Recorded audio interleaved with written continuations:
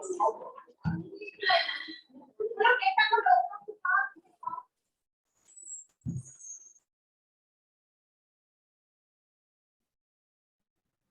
evening, sir. Good evening. Good evening, sir. Good evening, bete.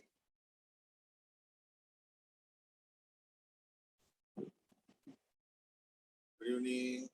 To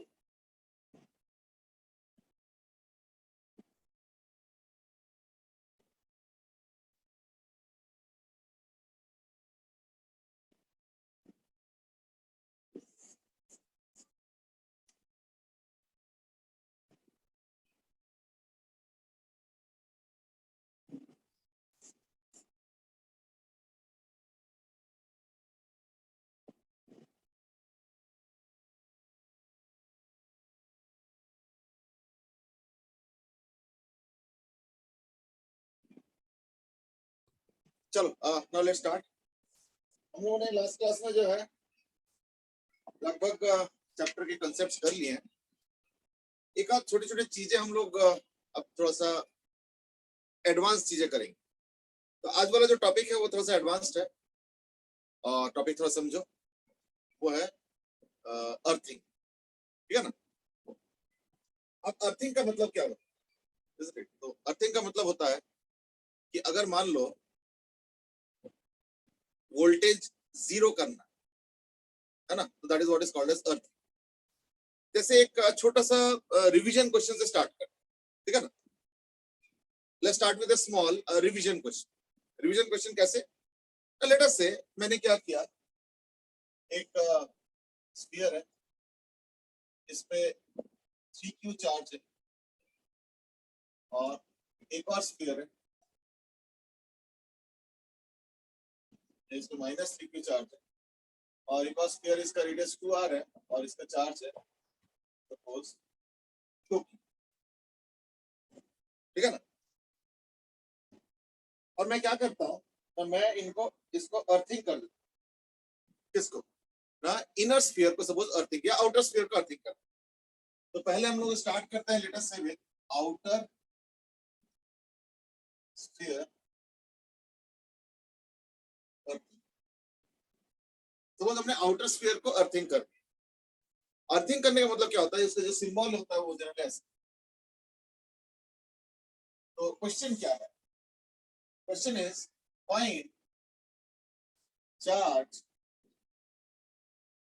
distribution before and after earthing. थोड़ा सा revision type का भी हो जाएगा और क्वेश्चन सॉल्व भी हो जाएगा, प्रैक्टिस भी हो जाएगा। ठीक है, चलो स्टार्ट करो।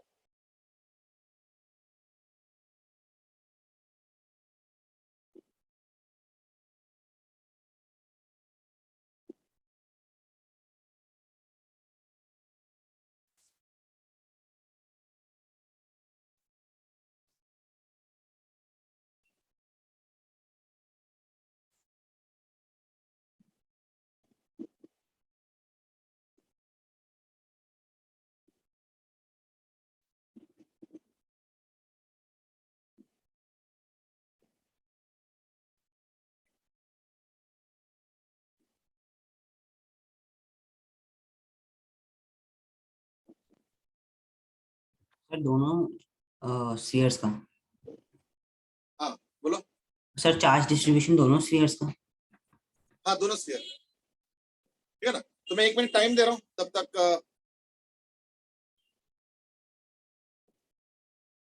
देखो इसके डिस्ट्रीब्यूशन से करेंगे। अर्थिंग का मतलब क्या होता है? Zero potential. अर्थिंग याद रखना, मैंने बाहर वाला स्फीयर का किया। बाहर वाला स्फीयर को अगर अर्थिंग किया है, इसका मतलब क्या है कि बाहर वाला जो चार्ज है ना, वो चेंज होके ऐसे होगा कि उसका पोटेंशियल जीरो हो जाए। That is the primary. ठीक है ना?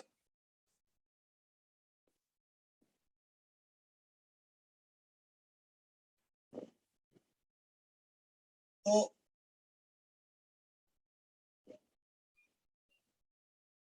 अब बाहर वाले पे पोटेंशियल क्या होगा, कैसे निकलेगा? ये जो 2q है लेट अस से ये बदल के हो गया सपोज q डैश, है ना। 2q वाला जो चार्ज है सपोज बदल के हो गया q डैश, ठीक है ना।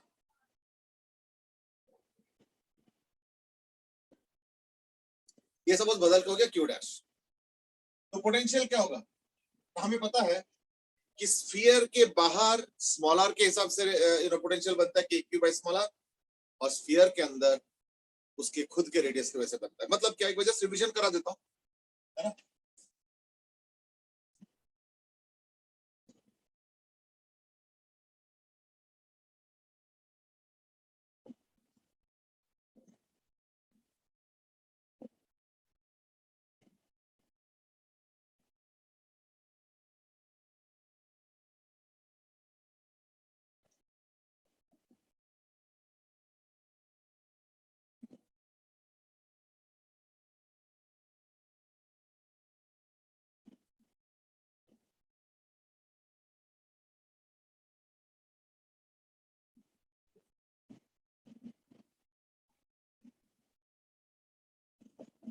यानी सरफेस वाले पॉइंट पे और अंदर वाले पॉइंट पे वही पोटेंशियल होगा, that is K capital Q by capital R।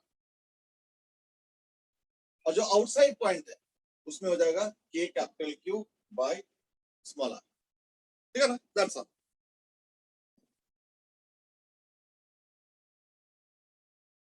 अब इसका चार्ज तो 2q से q डैश हो गया, तो finally potential at that point कितना होगा, k minus 3q by 2r, क्योंकि ये जो पॉइंट है ना ये इस स्फीयर के तो बाहर है ना, तो यानी स्मॉल आर यूज होगा, तो k minus 3q by 2r। Okay Saumya बेटे तुम थोड़ा लेट आए हो तो थोड़ा सुन लो मैं क्या करा रहा हूं। मैंने दो स्फीयर्स दिया जिसमें इनिशियल चार्ज माइनस 3q और 2q है, और इसका रेडियस r है, इसका 2r है, और मैंने क्या किया, आउटर वाले स्फीयर को अर्थिंग कर दी, और अब मैं पूछ रहा हूं कि चार्ज डिस्ट्रीब्यूशन क्या होगा। तो मैं कह रहा हूं चलो ठीक है, इनिशियली तो इसका 2q चार्ज था, बट मान लो इसका हो जाता है बाद में q डैश, तो चार्ज तो बदलेगा क्योंकि अर्थिंग कर दिया ना, तो कुछ ना कुछ चार्ज आना जाना होगा अर्थ के साथ, तो चार्ज बदल के let's say final charge q dash, कोई ज्यादा कठिन नहीं है। तो उसके वजह से पोटेंशियल क्या होगा, plus k q dash by 2r must be equal to 0, यानी q डैश क्या हो गया 3q, यानी q डैश क्या हो गया 3q। यानी पता क्या हो गया कि अब इतना मुझे पता चल गया कि इस स्फीयर के पास कितना चार्ज था 2q, बट अब नया चार्ज कितना हो गया 3q। इसके मतलब क्या कि अर्थिंग से q आया है। अब मैं इसको ना दो लैंग्वेज यूज कर सकता हूँ, मैं इसको दो तरीके से समझा सकता हूँ, या तो मैं लिखूंगा अर्थिंग से q आया है, या मैं लिख सकता हूं कि स्फीयर में से माइनस q अर्थिंग में चला गया। So therefore I can say two things. Number one is that q charge has flown from earth to the outer sphere. ये भी एक लैंग्वेज चल सकता है, और एक और लैंग्वेज भी चलता है, और वो है minus q charge has flown from sphere to earth. अब जरा सोचो, ये एक्चुअली एक ही चीज है।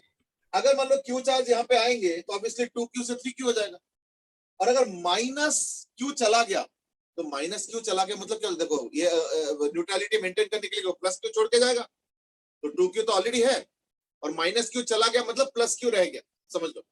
तो यानी q जोड़ के फिर वो 3q हो जाएगा। एक्चुअली बात एक ही है, इधर 2q गया, ये language is as good as कि इधर माइनस 2q गया, इट्स द सेम, है या नहीं। तो वही मैंने लिखा, मैंने लैंग्वेज इसलिए लिख के दिया so that when you use this language, when you say, when you discuss, when you describe, when you write an answer, ये इसी तरीके का लैंग्वेज यूज करना चाहिए, so that it becomes very clear. तो मैं क्या लिख रहा हूं, q charge has flown from earth to the outer sphere, या तो मैं लिखूंगा और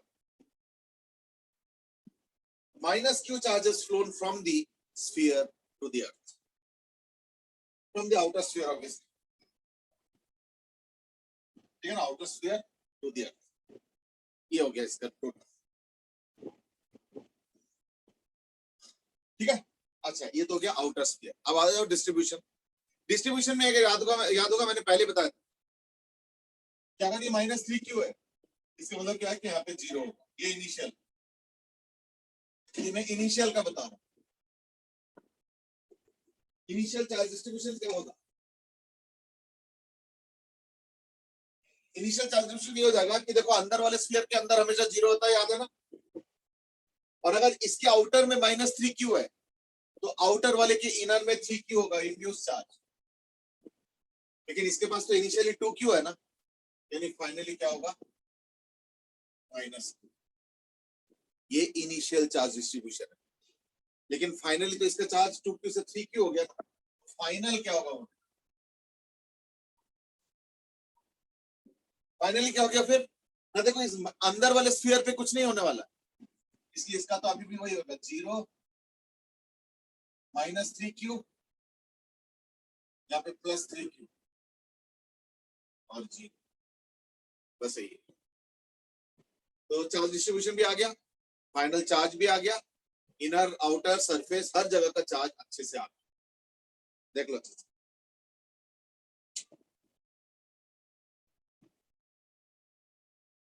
सर एक्सक्यूज मी, हाँ बेटा। सर ये जो आपने दो स्टेटमेंट्स लिखे ये तो उस पर डिपेंड करता है ना क्योंकि पॉजिटिव है या नेगेटिव, और फिर एक ही स्टैंड करेगी। नहीं आप देखो, हम लोग तो बाय डिफॉल्ट क्यू को पॉजिटिव मान रहे हैं, बट उससे कोई फर्क नहीं पड़ता। अगर मान लो चार्ज क्यू नेगेटिव भी होगा 2q, सपोज क्यू है -5, ये तो -10 कूलम होगा ना, तो हम लैंग्वेज नहीं बदलेंगे, यही लैंग्वेज यूज करेंगे, वो ऑटोमेटिकली क्यू की जगह फिर -5 या -10 या जो भी होना है वो हो जाएगा, तो वो अपने आप सेट होगा। हमने लैंग्वेज को बिल्कुल चार्ज के हिसाब से किया, साइन ऑफ चार्ज के हिसाब से नहीं, और हमने बाय डिफॉल्ट चार्ज को पॉजिटिव माना। पर उससे कोई फर्क नहीं पड़ता, अगर नेगेटिव भी होगा तो उसी लैंग्वेज में वो खुद से ही अपने आप को मोल्ड कर लेगा, एडजस्ट कर लेगा। दोबारा लैंग्वेज हम नहीं बनाएंगे, यही लैंग्वेज चलेगा। सर और भी कुछ पूछ रहे हो? Yes sir. सर मैं पूछ रहा था कि लेकिन इलेक्ट्रॉन्स तो हमेशा जब फ्लो करेंगे तो वो नहीं नेगेटिव। सुनो, रुक जाओ। हम लोग हमेशा इलेक्ट्रोस्टैटिक्स में चार्ज बोलते सिर्फ एक ही चार्ज समझते हैं, वो है पॉजिटिव चार्ज। ठीक है ना? नई वर्ड से नहीं, ऐसे तो हमने नहीं बताया ना। देखो जब भी हम लैंग्वेज यूज करते हैं ना इलेक्ट्रोस्टैटिक्स का, यही लैंग्वेज यूज करते हैं कि as if there is positive charge, बाकी वो अपने आप डिफॉल्ट में एडजस्ट हो जाता है। तो जब हम कहते हैं ना कि यहां से चार्ज गया, तो हम कहना चाहते हैं पॉजिटिव चार्ज गया। तो अगर मान लो एक्चुअल में नहीं हो रहा है, एक्चुअल हो सकता है कि नेगेटिव चार्ज इधर आ रहा है, कोई बात, नेगेटिव चार्ज इधर आ रहा है is as good as positive charge उधर जा रहा है। तो हम लोग जनरली पॉजिटिव चार्ज के ही लैंग्वेज में बातें करते हैं, ये एक कन्वेंशन का, ठीक है? इसलिए वो कोई दिक्कत नहीं। मैं समझ गया तुम्हारे क्वेश्चन। स्टेटमेंट आधा बोलते इसलिए देखा होगा मैंने रोक दिया था, या मैंने बीच में स्टार्ट कर दिया answering, because I know this is a very common thing कि नहीं या तो इलेक्ट्रॉन या तो प्रोटॉन, कोई फर्क नहीं पड़ता। हमने पॉजिटिव चार्ज के तरीके से बात किया है, एक्चुअल में क्या होगा वो अपने आप मोल्ड होके होता है, ठीक है? जैसे अगर सॉलिड होगा तो तुम लाख पॉजिटिव चार्ज कर लो, पॉजिटिव चार्ज को कुछ नहीं होने वाला, सिर्फ नेगेटिव चार्ज ही सब कुछ करता है, पर हम लैंग्वेज यूज नहीं करते। इलेक्ट्रॉन अगर इधर जा रहा है ना, तो जनरली हम लोग उसे लैंग्वेज को अवॉइड करते हैं। हम लोग क्या बोलते हैं? इलेक्ट्रॉन इधर जा रहा है, ये ना बोल के हम बोलते हैं पॉजिटिव चार्ज इधर चला गया। This is the by default language, ठीक है? चलता है। सर एक्सक्यूज मी, और सर वो मेरे को ये भी डाउट था कि यहाँ पर आपने जो कहा था कि अर्थिंग मीन जीरो पोटेंशियल यहाँ पर किसका होगा? मैं बताता हूँ ये अर्थिंग का जीरो पोटेंशियल क्यों, क्योंकि अर्थ का जो चार्ज है ना वो बहुत ही नेग्लिजिबल, और अर्थ एक स्फीयर है, तो स्फीयर का पोटेंशियल क्या होता है? KQ/R, और Q इज वेरी स्मॉल, और R क्या है? 6400 किलोमीटर, ह्यूज रेडियस है, इसलिए हम लोग उसको अप्रोक्सीमेटली जीरो मानते, ठीक है ना? मींस नेग्लिजिबल, यानी जीरो ही हो गया। इसलिए अर्थिंग को हम लोग, या अर्थ को हम लोग जीरो पोटेंशियल कंसीडर करते हैं। तो earth is considered as zero potential. अर्थ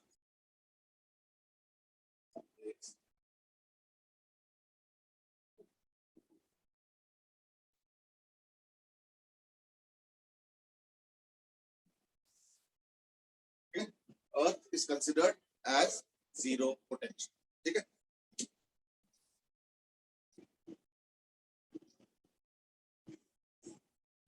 अच्छा अब एक काम करो, मैंने क्वेश्चन सॉल्व किया with outer sphere big earth.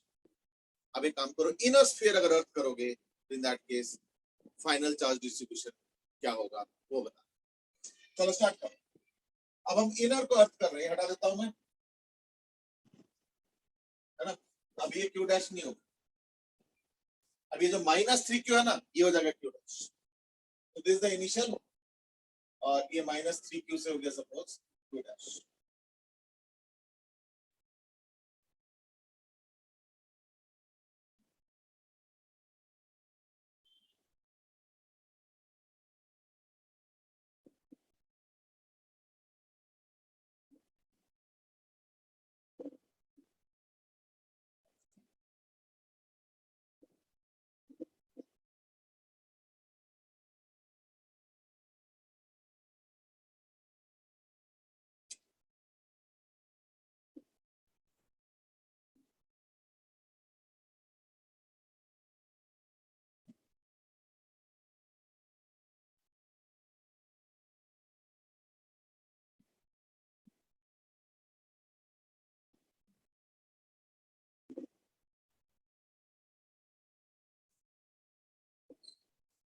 अब इनर को अर्थ करो, और फिर क्वेश्चन को सॉल्व करो।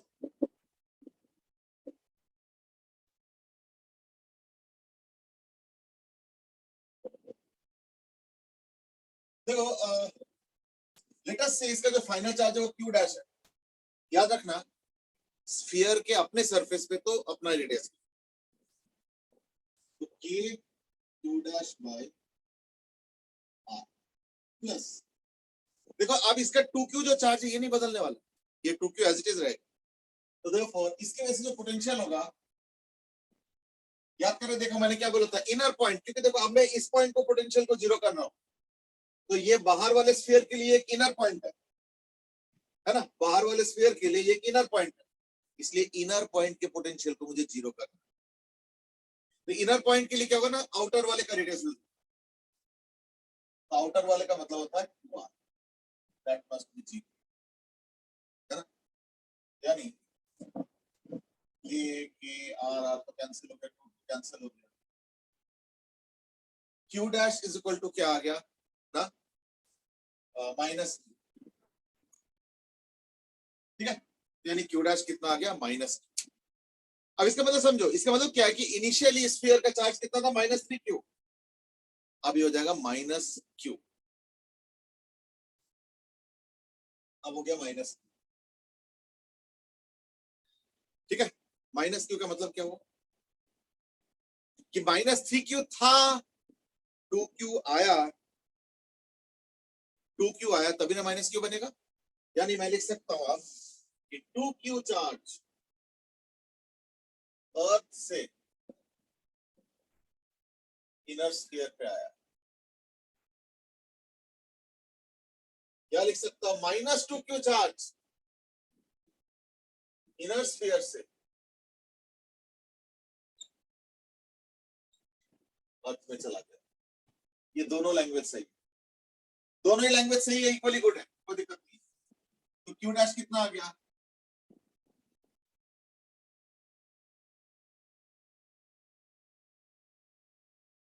q डैश हो गया इक्वल टू माइनस, ठीक है। अब -q को वो डिस्ट्रीब्यूशन में लाना है, तो क्या होगा, 0 -q, और ये इनर वाले में क्या होगा ना, इसी का काउंटर पार्ट यानी प्लस q, और अल्टीमेटली तो है तो इसमें 2q, जिसमें से q तो अंदर आ चुका है, यानी क्या होगा, ये फाइनल चार्ज डिस्ट्रीब्यूशन। अब कई ने आंसर दिया है, एक बार जस्ट मिला लो।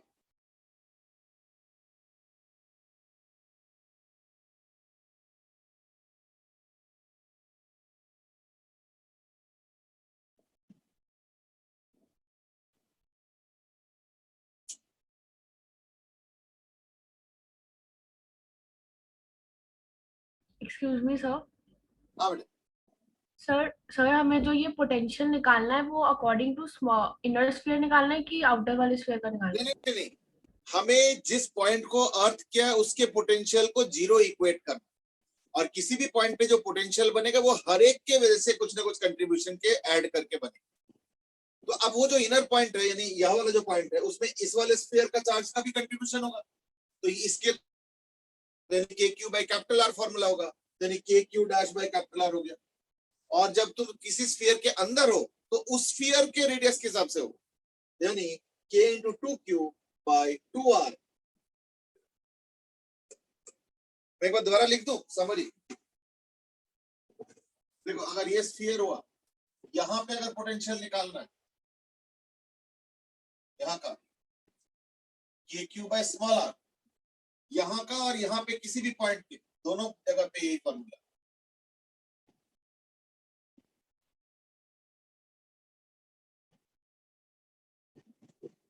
ये मान के चल रहा हूं, देख लो।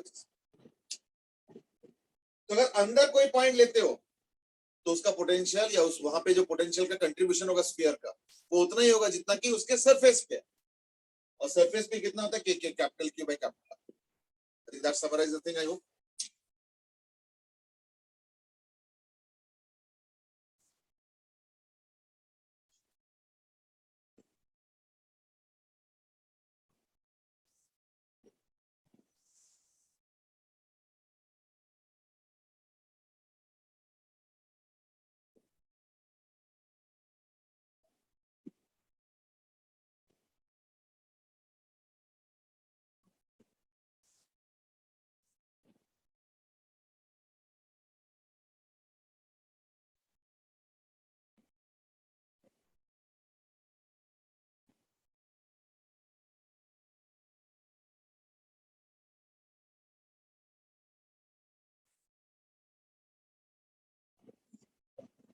चलो, तो दैट वाज अबाउट अर्थिंग। अब एक काम करो, अर्थिंग में 3 का दे देता, वो भी कर लो, प्रैक्टिस करने में क्या जाता है।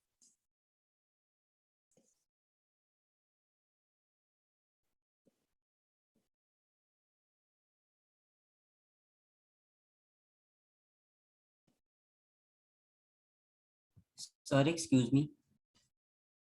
हाँ। सर अगर अर्थिंग करेंगे अंदर का तो बाहर भी तो इफेक्ट होगा सर, वो वहां से जाएगा ना? नहीं नहीं नहीं, अर्थिंग अगर करोगे तो चार्ज उसी अर्थिंग वायर से इधर उधर होगा और बाकी स्फीयर्स में कुछ नहीं होगा। बाकी स्फीयर्स में अंदर बाहर थोड़ा सा चार्ज चेंज हो जाएगा, बट ओवरऑल चार्ज चेंज नहीं हो सकता। क्यों? आएगा कहां से और जाएगा कहां, सिर्फ अर्थिंग वाला चेंज। ठीक है ना? जैसे मान लो मैंने यहाँ पे चार्ज दे दिया -5q और यहाँ पे दे दिया 2q और यहाँ पे दे दिया 8q। ठीक है, तो इसका इनिशियल तो बना देता है। इनिशियल तो बहुत आसान है, ये तो हो गया इनिशियल। ये -5q तो 0,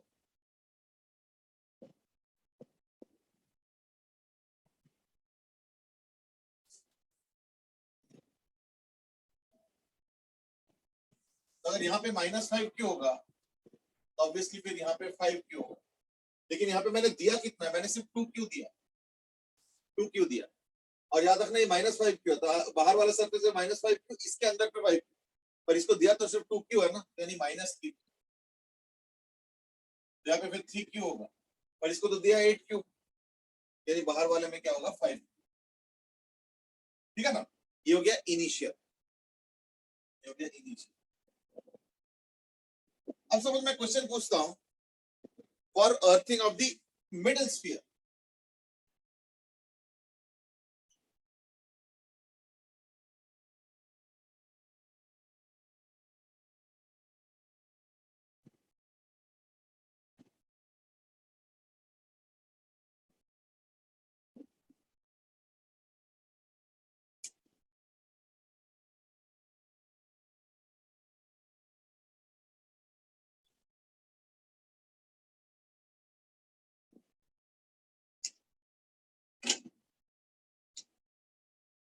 देखो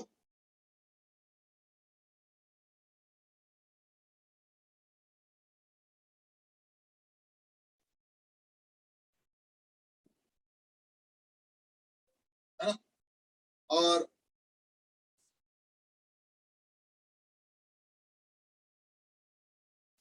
तो यहाँ पे पोटेंशियल को 0 करना है, यानी k -5q bye 2r sir plus, 5q का तो आर नहीं होगा? नहीं ये -5q है ना, ये तो चेंज यस होगा। सर। हाँ? सर 5q वाला तो, लेकिन उसका जो रेडियस है वो आर है। हाँ तो बाहर है तो इसलिए 2r होगा, इसका r है ओके इसका 2r है ना, तो यहाँ पे पोटेंशियल जीरो कर रहा हूँ इस पॉइंट पे, तो इसका रेडियस तो 2r है ना, तो k minus 5q by 2r plus k 2q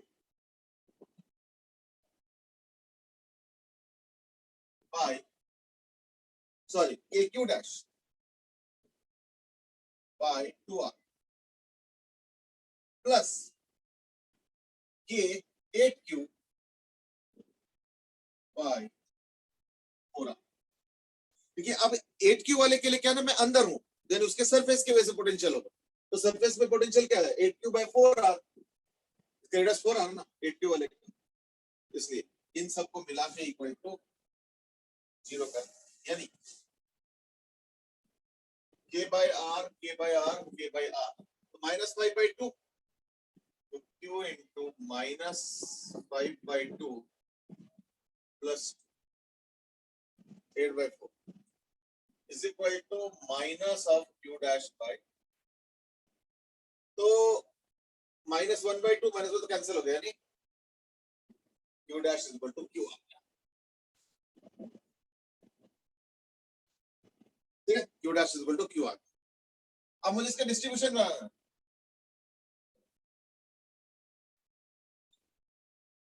तो इसका तो वही होगा 0 माइनस 5q, तो कोई दिक्कत नहीं है, और ये हो जाएगा 5q, पर अब जो q डैश है वो हो गया q, अच्छा सॉरी हाँ q, ठीक है, अब जो q डैश है वो q हो गया, तो यहाँ तो 5q है, यानी क्या होगा माइनस 4, ये हो गया प्लस 4, और ये 4q अगर होगा, और बाहर का तो 8q है, बाहर का 8q है, जबकि ये 4q आ चुका है, बाहर का 8q है, यानी फिर फाइनली यहाँ का हो जाएगा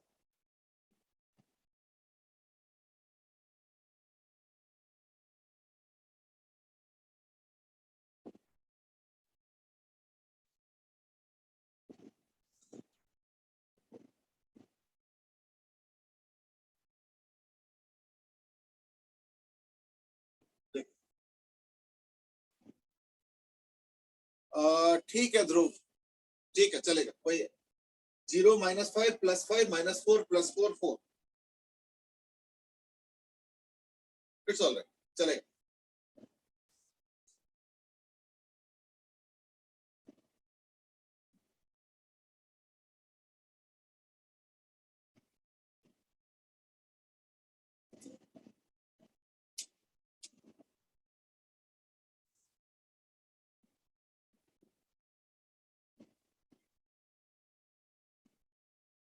ठीक है ना, I hope now it's okay, चलो I think that would be an end to the topic of discussion on earthing, I think that's good enough, है ना, नहीं बहुत है,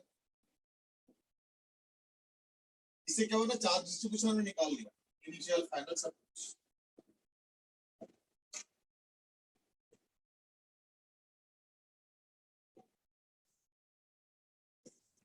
चलो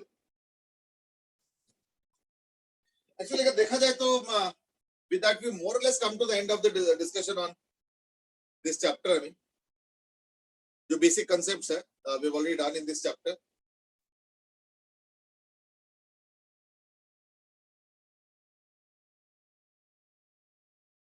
क्वेश्चन मैं कराऊंगा वो फील्ड लाइंस के ऊपर, और उसके बाद I think will wind up the discussion, और वो ये है, और वो ये है कि सपोज फील्ड लाइंस ऐसे दिया,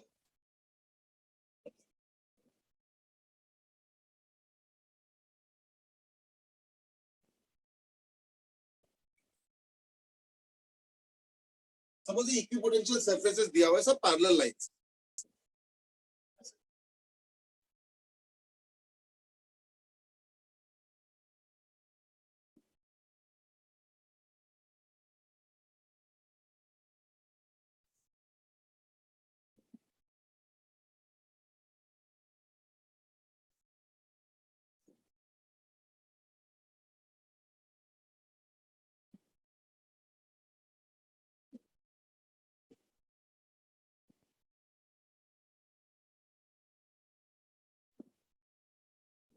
ठीक है, अब ये 37 डिग्री पे है और मान लो ये है 15 वोल्ट, ये है 21 वोल्ट, ये है 27 वोल्ट, 6 ये 33 वोल्ट, ये दिया हुआ और ये 37 डिग्री दिया हुआ है और ये दिया हुआ है कि ये सारे 2 सेंटीमीटर, ये सब 2 सेंटीमीटर।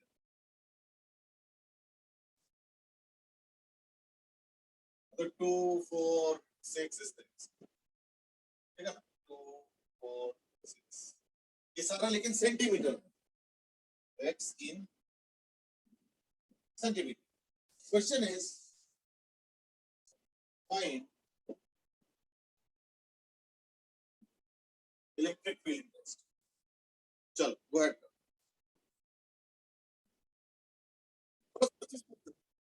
अच्छा समझो, number 1 is that electric field direction क्या होता है? Now from higher potential to lower potential.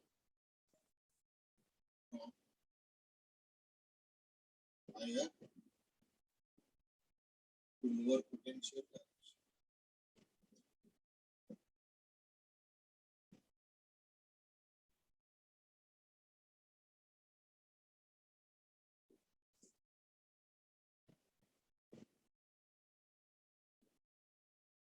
And perpendicular to equipotential surface. ध्यान में, तो ये तो equipotential surface होगा 33, 27, 21, 15 and so on. इसके perpendicular होगा कैसे?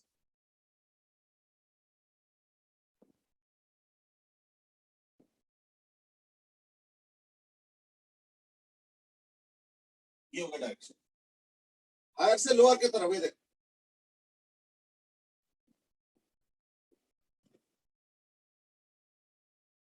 हायर से लोअर की तरफ।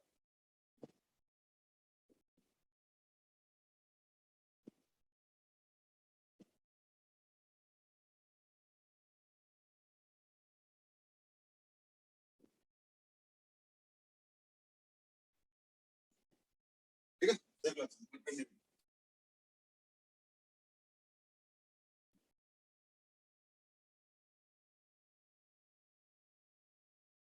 तो डीवीडीआर, डीआर मतलब कितना हो गया, ये डीआर हुआ।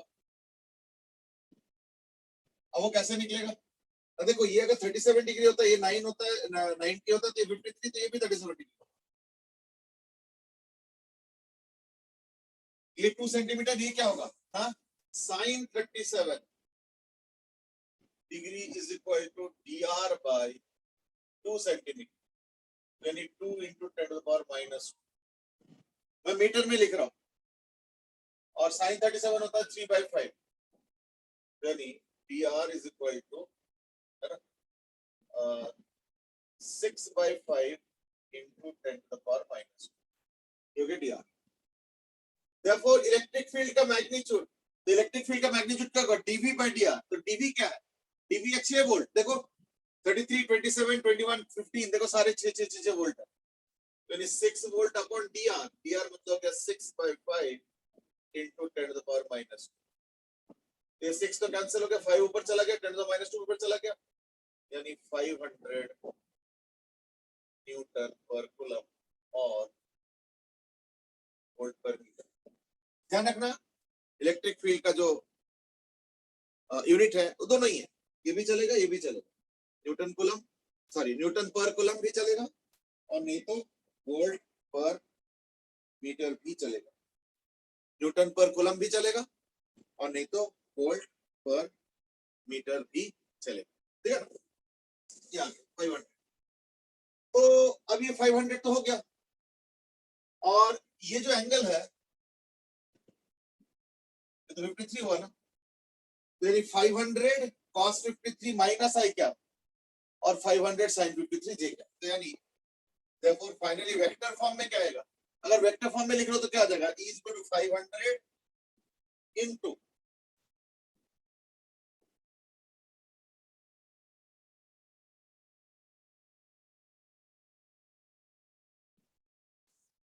माइनस cos 53 डिग्री आई क्या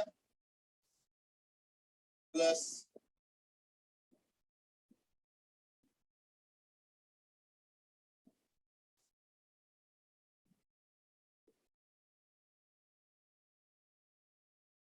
माइनस cos 53 कितना होगा? -4/5। sin 53 क्या होता है? सॉरी, cos 53 3/5 और sin 53 क्या होगा? 4/5 j क्या? 500 यानी इक्वल टू -300 i क्या प्लस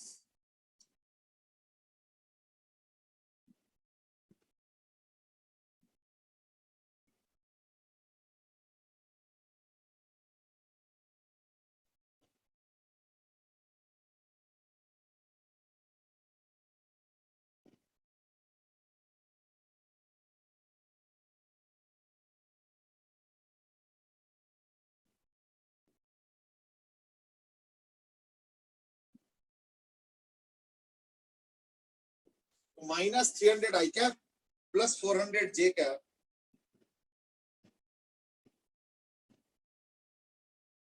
न्यूटन पर कूलम। देखो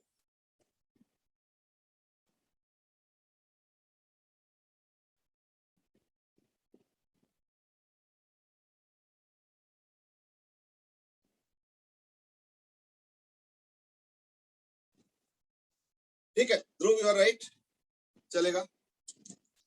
कई सारे आंसर्स तो वैसे आए हैं, मैंने बीच में देखने का टाइम ही नहीं मिला। ध्रुव ठीक है, अक्षत ने भी दे दिया है। 500 बहुत लोगों ने दिया है, बट आई थिंक उस तरीके से हमें आंसर नहीं चाहिए था। कम आंसर है। जितेश तुम्हारा आंसर नहीं आ रहा था बेटे। अक्षिता क्या हो गया आज? महिमा, सौम्या साइलेंट मत रहा करो बेटे।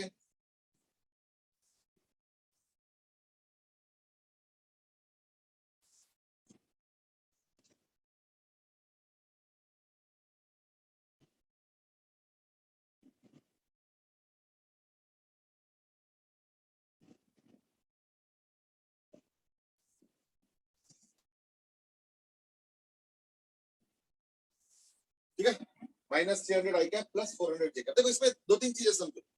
पहली बात तो perpendicular to the equipotential surface, तो परपेंडिकुलर ये लाइन हो गया। फिर क्या है? फिर क्या है? The direction from higher to lower potential. तो higher potential lower potential direction इसलिए, अगर ये हायर होता है ये लोअर होता, डायरेक्शन उल्टा होता। पर चलो कोई नहीं, डायरेक्शन यहाँ। और ये हो गया सेकंड क्वाड्रेंट। सेकंड क्वाड्रेंट में आई माइनस और जे प्लस, आई माइनस और j plus. I think that's it. ठीक है, चलो ठीक है, आज हम लोग इतना ही करेंगे। आज मोटा मोटा जो है ना एक्सरसाइज खत्म हो गया। तो what you have to now do is that इसके डाउट्स हम करेंगे संडे, और कल भी क्लास रखेंगे। कल भी ऐसे ही कुछ रखूंगा, मे बी अराउंड 8 o'clock। ठीक है ना? तो या मे बी 7:30 देख लूंगा, 7:30 8 o'clock के आसपास रखेंगे। ठीक है, और परसों के क्लास में डाउट्स लेंगे, तो इसलिए क्वेश्चन थोड़ा सा प्रैक्टिस करके रखना इलेक्ट्रोस्टैटिक्स के। ठीक है ना? चलो ठीक है, आज के लिए इतना ही करते हैं। Will carry on in the next class, that is tomorrow. कल हम लोग शायद नया चैप्टर स्टार्ट करेंगे, और एक आध दो छोटा मोटे चीजें हैं जो कि हम लोग डिस्कस कर लेंगे। हाँ बोलो बेटा, ध्रुव बोलो। हम सर जैसे हमने वो इक्विलिब्रियम वाले क्वेश्चंस करे थे जिसके अंदर हम दो चार्ज पार्टिकल्स को सस्पेंड करते थे थ्रू हाँ। स्ट्रिंग, और वो थीटा एंगल बनाते थे। हम सर उसके अंदर मेरे को ये डाउट आ रहा था सर, उसके अंदर कंपोनेंट्स कैसे ब्रेक करने हैं। एच.ई. वर्मा में एक क्वेश्चन भी था कि एक नहीं, अलोंग बता दो, सुनो बता दो। अगर इक्विलिब्रियम में है तो हॉरिजॉन्टल और वर्टिकल में ब्रेक करो, और अगर इक्विलिब्रियम नहीं है तो रेडियल और टेंजेंशियल। क्यों नाउ से ऐसे क्यों है ना? ये इसलिए क्योंकि हॉरिजॉन्टल वर्टिकल अगर ब्रेक करते हो तो इन दैट केस क्वेश्चन आसान होता है। तो इक्विलिब्रियम में हम लोग उसी को प्रेफर करते हैं। लेकिन जब इक्विलिब्रियम नहीं होता है तो इन दैट केस वो मूवमेंट कैसे करेंगे? टेंजेंशियल। तो फिर तो हॉरिजॉन्टल भी मूवमेंट नहीं होगा, वर्टिकल भी नहीं होगा, टेंजेंशियल मूवमेंट होता है।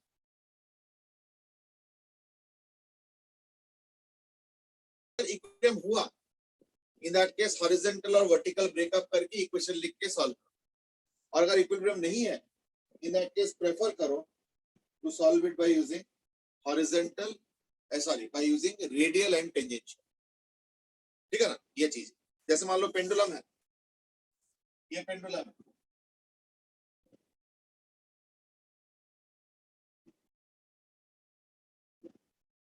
ये पेंडुलम।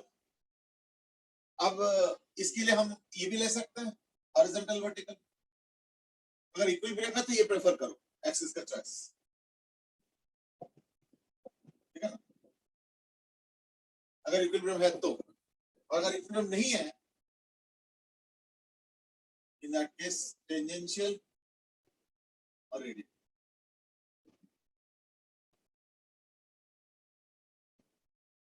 और ये रेडियल, तो ये प्रेफर किया था। क्यों? क्योंकि जब इसको छोड़ देते हो ना तो मूवमेंट देखना या तो ऐसे होगा या तो ऐसे होगा, वो टेंजेंशियल। तो जब मूवमेंट टेंजेंशियल हो रहा है तो बेटर है कि हम टेंजेंशियल में भी एक एक्सिस रखें। तो अगर एक टेंजेंशियल में रखो तो ऑब्वियसली फिर एक रेडियल में ही रहेगा। That's how we do it. हां अरमान बोलो। सर अगर यहाँ पर जो हमने भी क्वेश्चन किया है उसमें सरफेसेस के पोटेंशियल का डिफरेंस सेम ना हो तो कैसे निकालें? नहीं, पोटेंशियल डिफरेंस सेम नहीं होगा तो फिर तो नहीं निकल पाना, फिर तो वेरिएबल फील्ड हो गया ना। देखो ऐसे क्वेश्चन नहीं आएगा यूं आया, यूं ऐसे आ, क्यों? या तो फिर हर जगह फील्ड अलग अलग है, वो तो पॉसिबल नहीं है ना, ये चक्कर। सर वो एक्चुअल में एक क्वेश्चन था उसमें अलग थे। हाँ, और अगर मान लो वेरिएबल होगा तो इन दैट केस फिर मैथमेटिकली करेंगे dv by dr, यानी dv by dr छोटे छोटे ब्लॉक्स पे। तो यहाँ का dv by dr अलग आएगा, यहाँ का dv by dr अलग आएगा, यहाँ का dv by dr अलग आएगा, यानी फील्ड वेरी कर रहा है। That's the conclusion. Okay sir, thank you sir. Okay चलो ठीक है, फिर आज इतना ही करते हैं। कल के क्लास में हम लोग नया चीज स्टार्ट करेंगे, ठीक है ना। चलो आज के लिए इतना ही। Have a good day, bye bye, good night. Good night sir, thank you sir. Good night. Thank you sir, good night sir. Thank you sir. Thank you sir. Thank you sir. Good night बेटे।